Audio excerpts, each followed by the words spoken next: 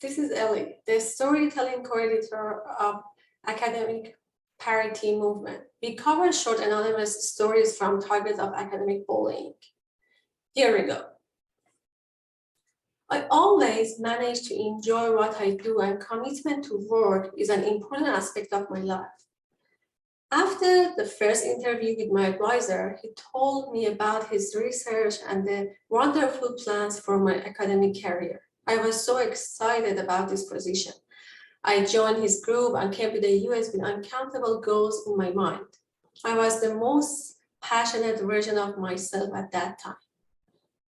As a first generation PhD student in our group, I spent more than 12 to 16 hours daily, not only doing research, but also building the lab from scratch.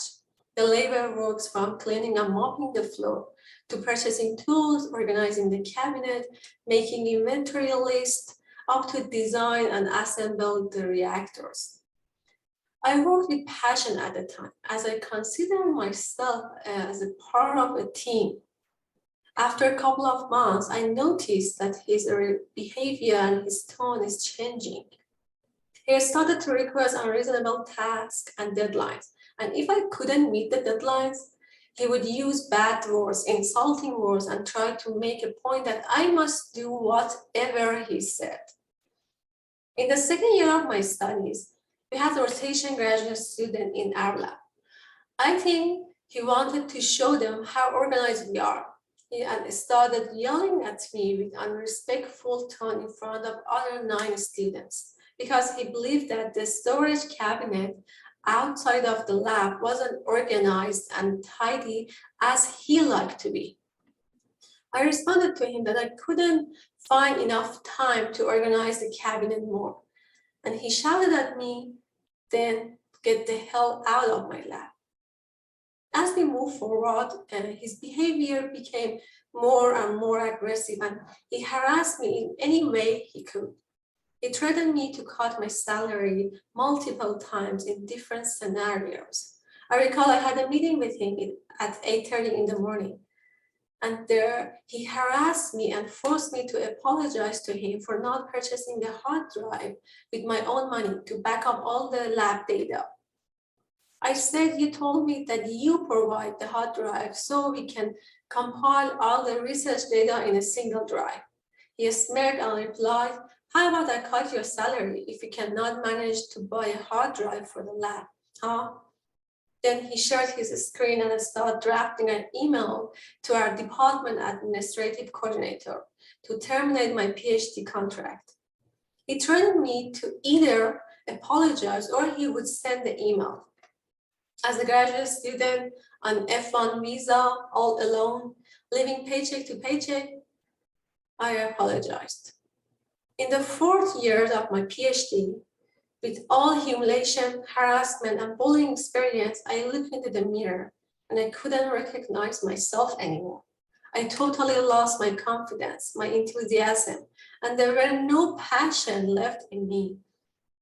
The amount of stress and anxiety that I have been through caused me insomnia and a lot of health issues. This wasn't even close to the PhD that I always imagined for myself. The atmosphere in our group was so harsh, unrespectful, and full of crisis. In every group meeting, he picked up someone and bullied and harassed them in front of everyone. After a while, I found that everyone in our group was experiencing similar problems, such as panic attacks, mental and health issues.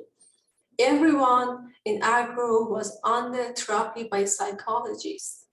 This was the end point for me, and I felt that this wasn't right and ethical, and it shouldn't be tolerated. We should do something because I believe this is a destructive cycle, and if we didn't stop it, we would not be the last targets. My lab mates and I decided to speak up. That wasn't easy for me. I gave up 5 written manuscripts ready for publish, which he took as hostages to keep me at least 7 to 8 years. I gave up all the state-of-the-art reactor that I designed and assembled. I gave up all my efforts and hard working. Although there were 5 of us who told the university about our experiences with our advisor, and we had a lot of evidence, university kept everything quiet and they used pandemic situation for their advantage. They assigned me a senior faculty as my advisor who didn't know that much about my research, and they kept my PI as a co-advisor in my committee. I graduated without publishing my work, and he's still working at the same university as a faculty. Although the students involved in this case were able to make their case to the university, many targets of academic bullying and discrimination do not feel safe to report incidents to the administrative level. In addition, there are no set of guidelines for a school to follow with bullying cases, and the outcome of similar cases compared between different universities varies. It is time to take action.